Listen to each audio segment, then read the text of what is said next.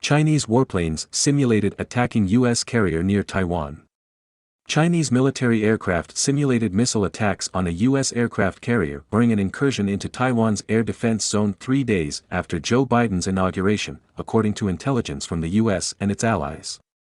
The People's Liberation Army sent 11 aircraft into the southwestern corner of Taiwan's air defense zone, according to Taiwan's defense ministry. People familiar with intelligence said the bombers and some of the fighter aircraft involved were conducting an exercise that used the USS Theodore Roosevelt carrier strike group. One person familiar with the incident said the Chinese aircraft remained more than 250 nautical miles from the U.S. carrier and accompanying warships at all times. Pilots of H-6 bombers could be heard in cockpit conversations confirming orders for the simulated targeting and release of anti-ship missiles against the carrier, the people said.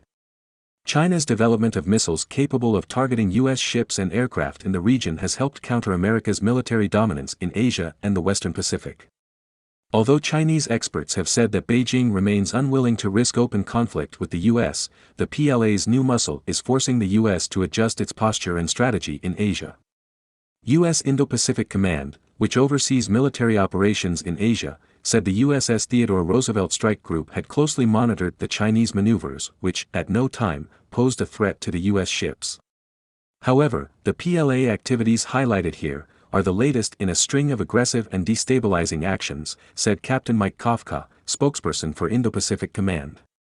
These actions reflect a continued PLA attempt to use its military as a tool to intimidate or coerce those operating in international waters and airspace, to include their neighbors and those with competing territorial claims.